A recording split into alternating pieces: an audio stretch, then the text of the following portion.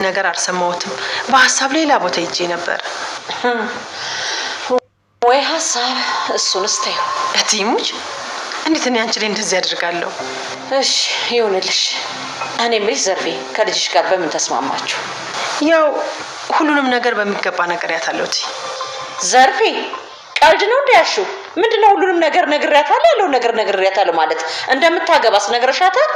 አዎ ነግሬያታለሁ። እና ምን አለች? እያለቀሰች ነው። አልተስማማችም፣ ግን ወዳ ሳይሆን በግዷ ተስማማለች። ቆይ ምን እያልሽ ነው? አይምሮሽ ደነዘዘ እንዴ? ምን ነው? ምን አደረኩት? ዘርፌ ልጅሽን ያወቅሻት አይመስለኝም።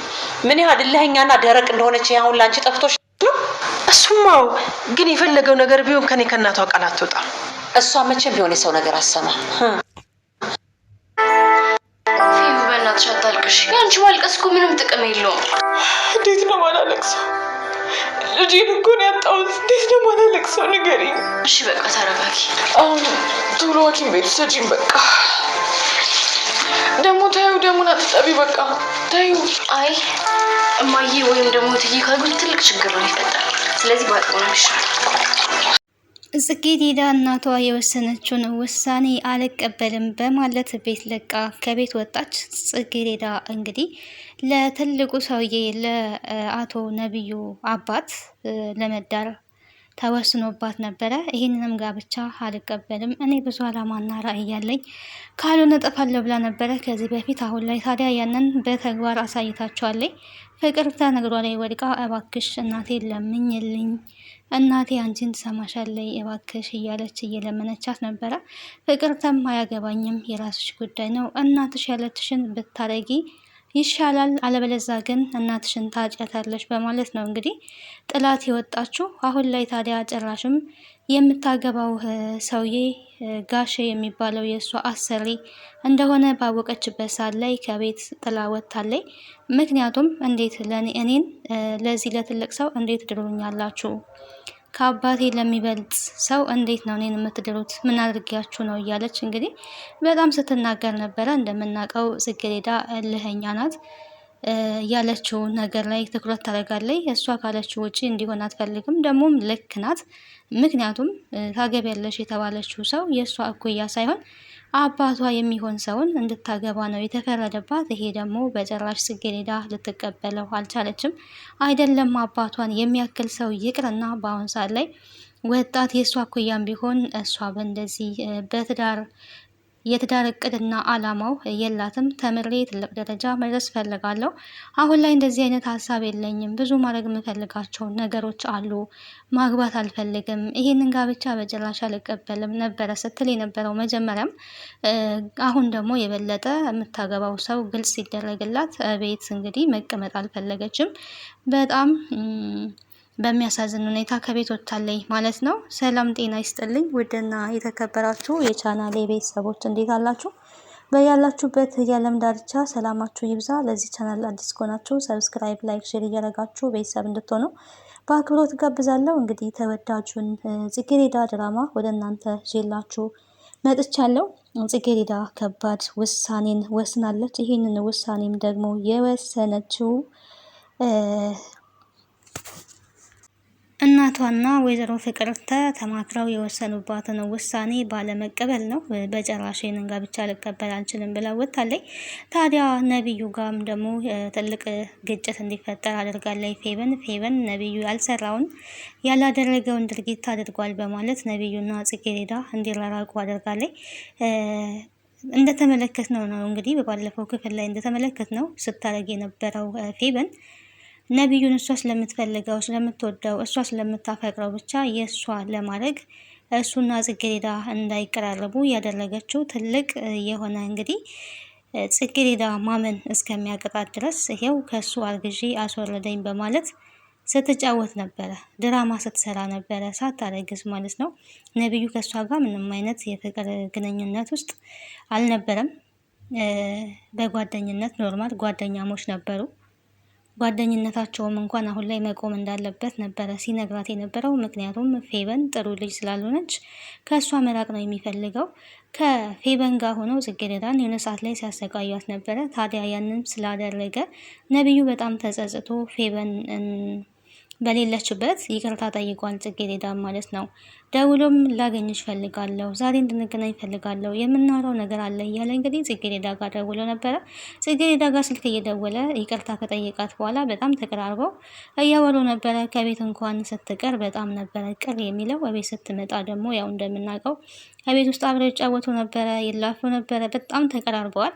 ይህንን መቀራረባቸውን እያየችው ፌበን ደግሞ በመሀላቸው እንቅፋት ሆናለች። ምክንያቱም ለጽጌረዳ ልዩ ስሜት እየተሰማኝ ነው በማለት ነቢዩ ከዚህ በፊት ለመኮንን ለጓደኛው ሲናገር ሰምተናል። ምክንያቱም አፍቅሬያታለሁ፣ ለሌሎች ሴቶች ተሰምቶኝ የማያውቀው ስሜት ለጽጌረዳ እየተሰማኝ ነው፣ ታሳዝነኛለች፣ ታሳሳኛለች ሲል ነበረ። ያኔ ግን ጓደኛው እሱን ሊያምነው አልቻለም። እሷንም ተረኛ ልታረጋት ነው ወይ እሷንም ደግሞ ልትጫወትባት ነው ወይ ነበር ሲል የነበረው። ታዲያ አይ እንደዛ አይደለም፣ ከእሷ ፍቅር ይዞኛል፣ አፍቅሬያታለሁ፣ የራሴ እንድትሆን እፈልጋለሁኝ።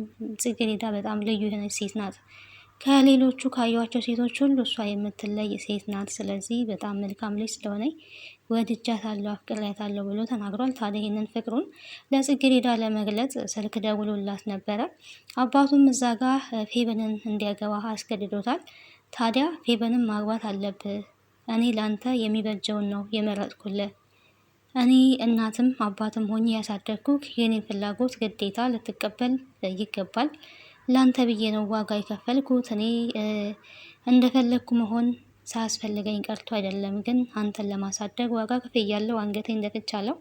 ፌበንን የማታገባ ከሆነ አባትም አለኝ፣ ይሄን ንብረትንም ልትረሳው ይገባል ብሎ እንግዲህ አባቱም ከባድ የሆነ ውሳኔ ወስኖበታል። እዚህ ጋር እንግዲህ ሁለቱንም ተመሳሳይ የሚያደርጋቸው ነገር አለ። ነቢዩ የማይፈልጋትን ሴት እንዲያገባ ተገዷል። ጽጌረዳም ደግሞ እዛ ጋር ጭራሽ የማይሆን ሰው አባቷ ለሚሆን ሰው ለመዳር ተወስኖባታል። ሁለቱንም አንድ የሚያደርጋቸው ያለ ፍላጎታቸው የማይፈልጉትን ሰው እንዲያገቡ እየተደረጉ ነው። ነገር ግን ይሄ የሚሆን ነገር አይደለም። ምክንያቱም ህይወትን የሚኖሩት እነሱ እንጂ እናታቸው ወይ ደግሞ አባታቸው ስላልሆነ። ለምሳሌ ነቢዩ የማይወዳትን ሴት ለምሳሌ ፌበንን ቢያገባ የሰላማዊ ህይወት ከእሷ ጋር ሊኖር አይችልም። ለእናቷም ነግሯታል። እኔ ልጅሽን አላገባም፣ በጭራሽም ነው ማላገባት፣ አልወዳትም ብሎ ተናግሯል። እንግዲህ ፊት ለፊት ነው የተናገረው። ለፌበንም ቢሆን ይሄ ትዳር ምናምን የሚለውን ነገር ከኔ ጋራ በጭራሽ እንዳታስቢ ብሎ አስጠንቅቋታል። በትዳሩ እንደተስማማች ሰምቻለሁ። ነገር ግን አንቺ ብትስማሚም እኔ ግን ከአንቺ ጋራ ጋብቻ በጭራሽ ነው የማልመሰርተው፣ የማይሆን ነገር ነው። አርፈሽ ብትቀመጪ ይሻልሻል፣ ብትረሹ ይሻልሻል ብሎ አስጠንቅቋታል። እሷ ግን እንግዲህ እናያለን ነበረ ስትል የነበረው። ይኸው እንዳለችውም ከጽጌረዳ ጋር ለማለያየት ምክንያት ሆናለች። ቢሆንም ግን ከጽጌረዳ ጋር ለማለያየት ምክንያት ብትሆንም ነቢዩ ግን ከጽጌረዳ ጋር የጊዜ ጉዳይ ነው እንጂ እውነቱን አስረድቷት ተመልሰው አንድ ላይ እንደሚሆኑ ምንም ጥርጥር የለኝም። ምክንያቱም ስለሚያፈቅራት ነው። እሱ ደግሞ ምን ብሏታል? ከዚህ በፊት በድዬሻለሁ፣ እነዛ የበደልኩሽ በደሎች አሁን ላለን ግንኙነት እንቅፋት አይሆኑም አይደለም ወይ ብሎ ጠይቋታል። ኧረ በጭራሽ እኔ ረስቻቸዋለሁ እነዛን ብለዋለች። አሁንም ታዲያ ነቢዩ ታዲያ በቶሎ ማውራት አለብን እያለ ነበረ ጽጌረዳ ጋር እየወተወተ የነበረው። ምንድነው ችግር ተፈጥሯል ወይ? ምን ሆነክ ነው? ድምጽ ልክ አለም እያለች ነበር። የሆነ ችግር እሱ ጋር እንዳለ ኦልሬዲ ተረታለች። እሱም አስጠንቅቆ እንግዲህ ከዚህ በፊት ያለፉት ነገሮች በእኔና በአንቺ መሀል አሁን ላይ ችግር አያመጡም አይደለም ወይ ብሏታል። እሷም አይ እነዛ ረስቻቸዋለሁ፣ በጭራሽ ችግር ሊሆኑብን አይችሉም፣ በጣም እያስጨነቅከኝ ነው። ግን ምን ሆነክ ነው ነበር ስትለው የነበረው። ዛሬውኑ ማውራት አለብን፣ መገናኘት አለብን፣ ከዛሬ ማደር የለበትም ነው ያለችው። አይ ነገ ብንገናኝስ ነበረ ከትምህርት ቤት ስመጣ ወይም ደግሞ ትምህርት ቤት እዛ ብንገናኝና ብትነግረኝ ይሻላል ስትል እንግዲህ እሱ እንዲያድር አልፈለገም። እመጣለሁ ነበረ ሲላት የነበረው። የት ነው ቤት ድረስ እመጣለሁ በቃ አንቺ ካልተመቸሽ። ይሄንን ታዲያ ስታወራ እየሰማቻት ነበር ማለት ነው። እየሰማቻት ነው፣ ዝም ነው ያለችው። ባልሰማ ነው እንግዲህ ዝም ስትል የነበረው። ምክንያቱም ስለ ነብዩ መጥፎ ነገር ልታወራ ስለነበረ ስልክ ስታወራ ቆማ ነው እያዳመጠቻት የነበረው ከኋላ ማለት ነው። ታዲያ ልጄን አጣሁት እያለች እንደምታዩት በመግቢያው ቪዲዮ ላይ ኦልሬዲ አይታችሁታልና ስትል የነበረው እያለቀሰች ነበረ። ልብሷን ግን እያጠበ እዚህ ጋር የምትረዱን ነገር የጽጌሬዳ የዋህነት የእሷን የደም ልብስ እንኳን አልተጸየፈችም። በቃ እንደ ሴት መቼስ አንዲት ሴት በእንደዚህ አይነት ችግር ውስጥ ሆና ዝም ማለት በጣም ከባድ ነው። ሴት ንጹህ ልብ ያላት ሴት ሴትን ትረዳለች እና ያደረገችው ያንን ነው። ልቧ በጣም መልካም ነው። ትንሽ እንኳን ሳትጸየፍ የእሷን ደም ልጭ አርጋ ስታጥብ ነበረ።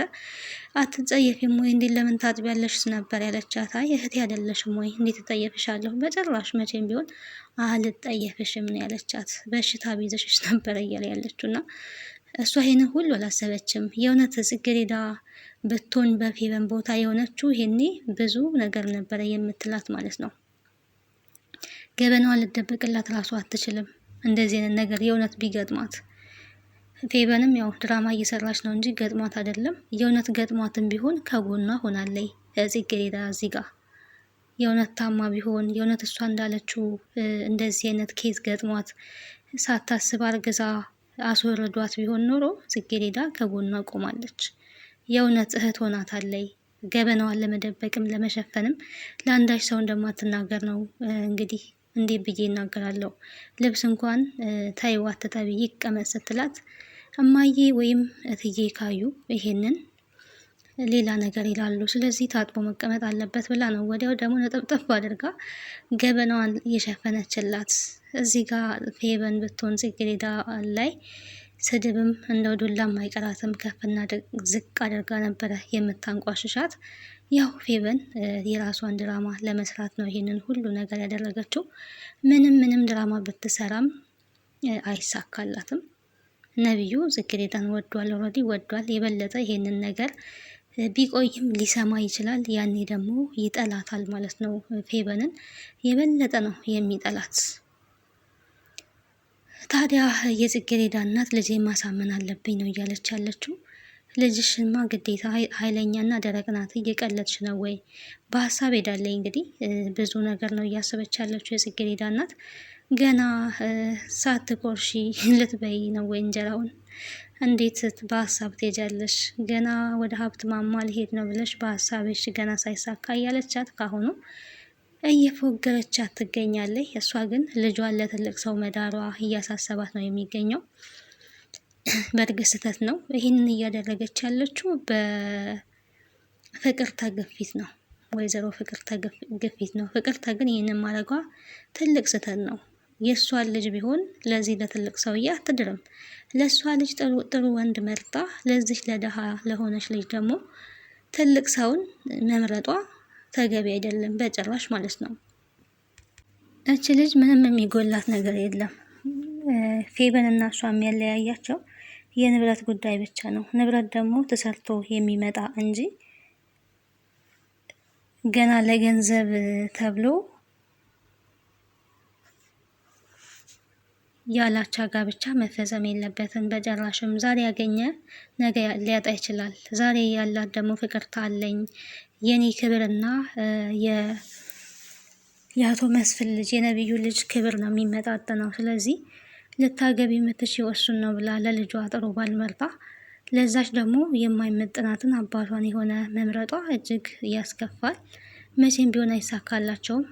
ይልቁኑ ዛሬ የተናቀችው ጽጌሬዳ፣ የተረገጠችው ጽጌሬዳ፣ በብዙ ነገር ስሟ የጠፋው ጽጌሬዳ ነገ ላይ የተሻለ ህይወት ይኖራታል። ምክንያቱም ጠንካራ ናት፣ በትምህርቷ ጎበዝ ናት። ይህንን ትምህርቷን ለማሰናከል ከልጇ እንዳበልጥ ስለፈለገ እድሏን ለመዝጋት እንደዚህ እያደረገች ትገኛለች። ምንም ፈተናም ቢበዛባት ግን የበለጠ ፈተና ሰውን ያጠነክራል። ጽጌሬዳ ጠንክራ ራሷም ደህና ደረጃ ላይ ደርሳ እናቷንም ከዚህ ችግር እንደምታስወጣት ምንም ጥርጥር የለኝም። አንዳንዴ ሰዎች ሲገፏችሁ ትጠነክራላችሁ ማለት ነው። እየጠነከራችሁ ነው የምትሄዱት። ጽጌረዳም እንደዛች አይነት ጠንካራ ሴት እንደምትሆን ባለሙሉ ተስፋ ነኝ። አሁን ላይ የጽጌረዳ እናትን ብትሆን ይሉንታ ይዟት ነው በዚህ ሁሉ ውስጥ እየሄደች ያለችው። ከጎዳና ላይ ስላነሳቻቸው በእነሱ ቁጥጥር ስር መዋል የለባትም። ሲቀር ይቀራል ቤቷ ማለት ነው። ቀጣዩን ክፍል አብረን የምናይ ይሆናል። ለዛሬ በዚህ ጨርሳለሁ። ስለነበረን ቆይታ አመሰግናለሁ።